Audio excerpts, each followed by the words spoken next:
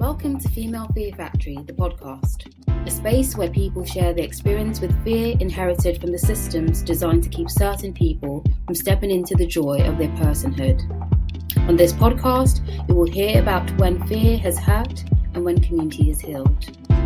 Enjoy. The Female Fear Factory is a performance of patriarchal policing of and violence towards women and others cast female who are therefore considered safe to violate. Listening to that quote, safe to violate, is a bitter reminder of the ugly truth. The ugly truth being that many in this world, and of course here in Nigeria where I live, still see me as a second-class citizen simply because I'm a woman. I first came to understand myself as safe to violate based on the fact I'm a woman because of my relationship with my mom and my sisters. So I have 3 sisters. All 4 of us girls have very close relationships with my mom. So sometimes it feels like there are 5 of us in the family who are girls. The fact that she's in her mid-50s but could easily pass for somebody in their late 20s makes it such that others also think there are 5 girls in our family being sisters. And I love that flex for us. Growing up, I would hear comments people would make about the fact that my parents did not have any sons. No boys, won't you try again? We have close family friends that are all male children in their family, and I would observe how, with the boys, for example, they were praised and hailed. They didn't speak about the boys the same way they spoke about us. The boys didn't have to hear such ridiculous comments. I realized that before I turned 10, somehow people simply didn't see girls as being as good as boys. They were allowed to pass their nonsensical judgments while we had to stay respectful. I realized that I was safe to violate in that sense. My parents handled each silly comment with grace and bounced them off with humor, steering the conversation to more sensible topics, but it was not lost on them how misogynistic these comments were. It wasn't lost on me either. The obsession with having male children and how people would eventually say, "Oh, they're also beautiful though," as if conceding to the fact that we're all girls. As we grew up and developed breasts and hips and rolls and stretch marks, all the features that made us the beautiful women we are, the comments also went through their own sort of puberty. It became comparisons. See how your mom is so slim, why are you so big? Why is your younger sister so fair, meaning light-skinned, and the rest of you aren't? Did something happen? You should watch it or you've put on weight. You don't want to be fat like another family member who they would then mention to compare me to. The word fat was spat out as if it's a dirty word. An aunt once asked me what happened to her beautiful gazelle when I was 12. First of all, weird. Why am I a gazelle? Second of all, I was 12. I began policing myself as a form of protection through dieting. I started to diet when I was 9. I noticed that a lot of adults around me vilified certain foods, and there was a lot of guilt and shame attached to them. I realized and reasoned that I could reduce my growing thighs if I didn't eat as much. When I did snack, I would hide because I was convinced that something I was doing was wrong. By the time I was 13, I was forcing myself to throw up the food I had eaten.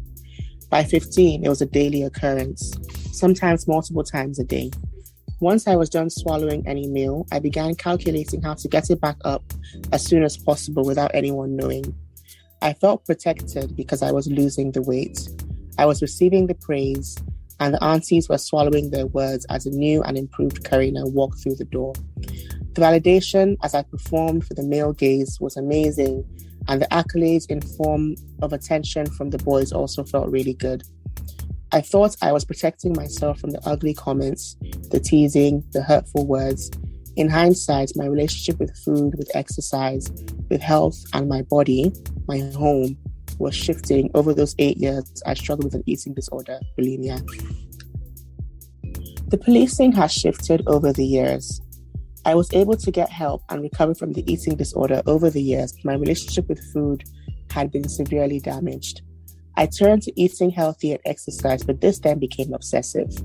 Instead of enjoying food, there was still that fear and guilt. I could tell you how many calories were in an apple, in a tablespoon of peanut butter, and in a slice of bread because I was watching exactly what I ate to a point where it was just kind of crazy. I once told one of the ladies in our pastoral care team in boarding school that I had to go to the gym one night because I had eaten bread. The same day I had really bad cramps that had kept me from class. She encouraged me to rest, but I was like, no. I had eaten bread that day. I had to go to the gym. I was adamant. I did go to the gym. And of course, I felt worse afterwards. Coming to the present day, I practice intuitive eating and moderation. I focus on healthy, holistic wellness, what my body needs and not what it wants all the time. My measures of health and fitness are my energy levels, my stamina, my flexibility, my digestion. I've put all the weight back on and then some, but I've never felt as confident and as comfortable in my body as I do right now. I have explored my femininity and now know what makes me feel most full in my womanhood. I continue enjoying fashion and the exploration of my style. In these ways, the policing of my body, myself, my home has shifted to become more positive and more wholesome. The violence still exists, the comments still come, the subtle moments of surprise that I can be fat, healthy, and confident, the medical assumptions that my weight must be the root cause of any illness, the occasional violence from myself to myself, when I catch myself tempted to slip back into old familiar and unhealthy ways of speaking to myself. I'm countering the fear, I'm countering the violence by doing the work of being present and giving myself grace. I am being so patient with myself, and in turn, that patience, that compassion, that empathy is passed on to others around me and then others around them. It's a ripple effect. Negative body image is formed by years of negative words and years of development of negative thought patterns and views of ourselves. Everywhere we turn, we are being conditioned to dislike who we are. In music, in films, in shows, in books. It takes intentional work to unlearn that, and I'm taking my time with it. I'm spending time naked and in robes. I'm really, really taking care of my body, nourishing it with food and enjoying food. The days where I eat, 10 donuts, for example, I give myself grace and start again the next day without being so strict and so mean to myself. Food no longer has negatives or positives. There are no bad foods, there are no guilty foods. Food is food. As I speak, I went to a food festival earlier this week and I only felt excitement. No guilt, no shame. It has taken years of carving out spaces and thoughts and patterns to get here, and I'm so proud of it. I'm leaning on my community. My sisters and my mom are my everything. We protect each other with a fierce love, and I'm so grateful for that. I'm having vulnerable conversations and creating safe spaces for vulnerable conversations with my business, Ere Wellness, hosting body image workshops and retailing body image conversation cards that are tools to guide us on how to talk about our bodies, about eating disorders, about exercise, about food, and about what true holistic wellness can look like, how individual it can look, and how much of a gradual journey it all is. I face the fear by taking every day as a fresh start to be who 9-year-old, 12-year-old, 15-year-old Karina needed, and today, who 28-year-old Karina still needs. I'm Karina Karunwi, the founder of Ere Wellness, and this has been my Female Fear Factory story.